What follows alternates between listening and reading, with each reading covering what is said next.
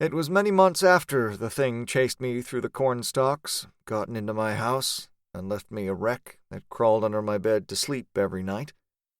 The corn had been harvested and the field cleared. It was spring, bringing a quick thaw and hard rains that soaked the earth and caused our septic tank to fill and back up, flooding the basement. That drove my brother upstairs from his dark basement dwelling. He claimed my room, and I moved in with my younger brother, sleeping in a bunk bed. Everything was very tense at the time. My parents were on edge because of the flooding in the basement and the cost of repairing the septic tank. My brothers and I were on edge because of our parents. Dinners were quiet, shouting matches often. When things got too heated, we'd retreat to our separate corners to cool off. There was a performing arts theater downtown of which my parents signed up to be annual members. It was decided that we'd go as a family to see a performance of Oklahoma. The night of the play, I said something stupid. Something I shouldn't have. Something that set everybody off into another fight, and in the end I was left home alone while they went to see the play. Night settled on the house. I sat in the den with all the lights on in the house and the shades drawn, watching old Twilight Zone episodes. Our den was situated at the corner of the house with windows filling two sides that looked out into the backyard and over the pool and patio that were a flight down at basement level. I was sitting on a love seat with my back to the windows and a cat curled up in my lap. There came a rumble and a slight tremor that spooked the cat. I muted the television, watching the actors pantomime. The shades over the windows were illuminated briefly from outside, followed seconds later by another rumble of thunder. Going to the window, I pulled up the shade. The sky was orange, and off in the distance a crackle of lightning lit up the horizon. An electrical storm. The rumble happened again. Closer. I dropped the shade and returned to my seat, but just as I unmuted the television, there came a bright flash from the windows, and the house plunged into darkness. Shit, I thought. Maybe all the lights on caused a breaker to flip. The breakers were in the basement, across the main room, through my brother's old room on the far side of a dark storage area filled with boxes of stuff we'd never unpacked. Isn't it always the case? I went into the kitchen and got a flashlight from the tool drawer. Gathering my courage, I went back to the den, where the door down to the basement was. The electrical storm must have been right overhead at that point, because when the backyard got lit up, the rumble of thunder came immediately after, and was so loud that I could hear my mother's china rattling in the cabinets. Walking down into the basement was easy. I had a full head of steam and was determined not to be frightened. There were windows in the basement, looking out to the patio, but they were around a corner and across the room, so I no longer had the occasional flash from outside, just the loud rumble of thunder every 30 seconds or so. The basement floor was covered with plastic tarps my father had laid down to soften some of the damage the next time it flooded. Every step I took made a rustling sound. There were piles of ruined books and boxes of moldy computer parts littering the way to my brother's room. I trudged, semi-confidently, across the way to the door into his bedroom. It was wide open and looked cavernous. There was a smell of rot coming out of it. His room had gotten the worst of the flooding because of its location so close to the buried septic tank. His bathroom was the first to get hit by backed-up sewer water, and the rug was crusted up by filth I didn't even want to think about. My father hadn't bothered to cover anything in the room because of all the stuff my brother had left lying around. Dirty clothes, paperbacks, old homework, new homework, potato chip bags. A teenage boy's room. I gagged entering the room. The smell of rot was overlaid with a stench of feces and sewage. I lingered, examining the ruin, before it occurred to me I was wasting time in a place I didn't want to be. I crossed the bedroom, stepping over the soggy, stained mattress he had used to sleep on when it was dry. The door to the storage area was also wide open, left that way by my father, who had hoped it would help the room's air out. I set one foot into the storage room, shining my flashlight across collapsing columns of boxes. My foot crunched on the cement flooring, and the whole house rumbled, making me pause. In that moment, a silence fell over the world, and I heard a whisper come out from behind a row of boxes. There was a voice, so soft I might have thought it was my mind playing tricks on me. I couldn't understand it. I shined the flashlight in the direction of the voice.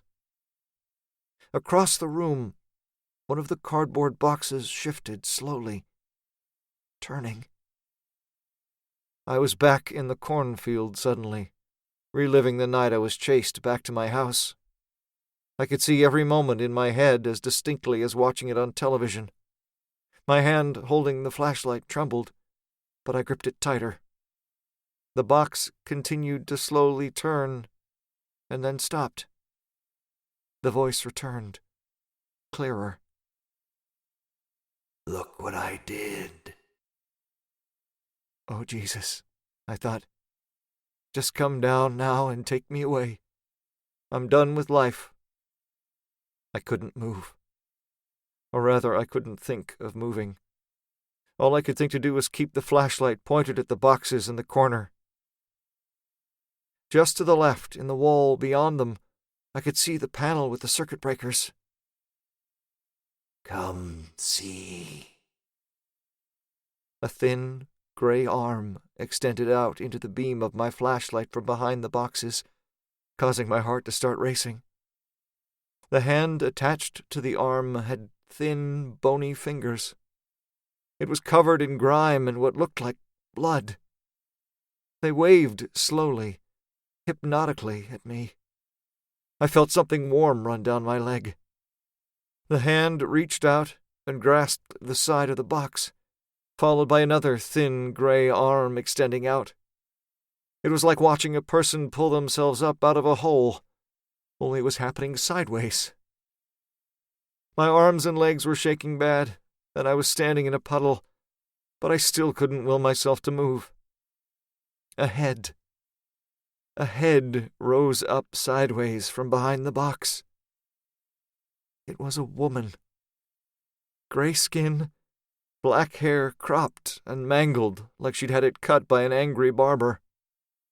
Her eyes were sunken, but I could see the reflection of the flashlight somewhere deep inside. Her lips were wrinkled and curled back over her teeth, making her look like she was grinning. She was staring straight at me as she clambered slowly around the side of the box like some sort of lizard. She held her arms out, palms upward to me, displaying how covered in gore and dirt they were. "I made a mess," she whispered through her teeth. Her body seemed to sink low, and as I watched, horror-stricken, she moved entirely out from behind the boxes.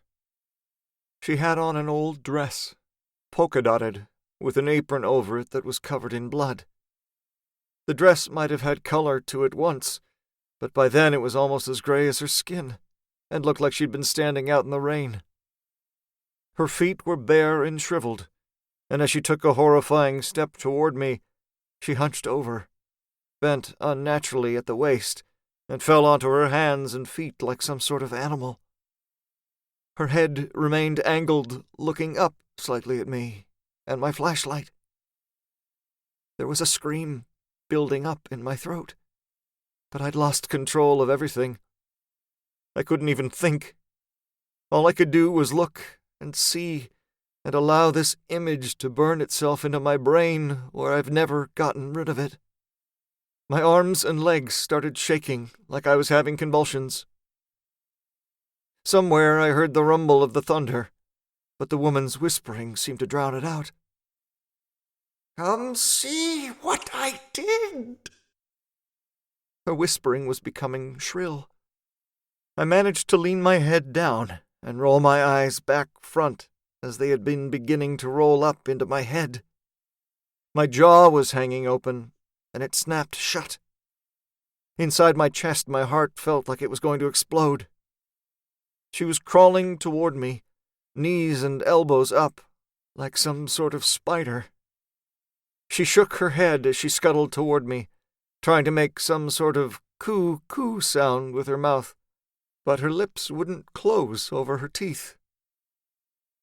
My brain screamed inside its prison, and somehow I found the strength to move. Dropping the flashlight, I turned and tripped over my feet, falling down on the soaked mattress.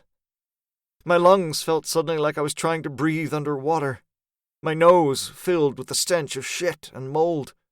I remember gurgling and clawing at the mattress as it squelched and sloshed underneath me. It gets hazy here. I remember feeling hands, cold and wet, grab onto my ankles. I remember being pressed further down into that disgusting mattress. I think she was on top of me, climbing over me. That's where my memory of it all goes. I believe I passed out, but it's hard to say when you can't recall. I came to, standing in front of the mirror in the bathroom, brushing my hair. It was like I was looking down a long, black hallway, and at the end I could see something. Suddenly, I was being propelled straight toward it, and in less than a second I was there, and the something I'd seen was my reflection in the bathroom mirror, and there was a hairbrush in my hand, and I was humming to myself. And then I stopped. Because... what the fuck? How did I get up here?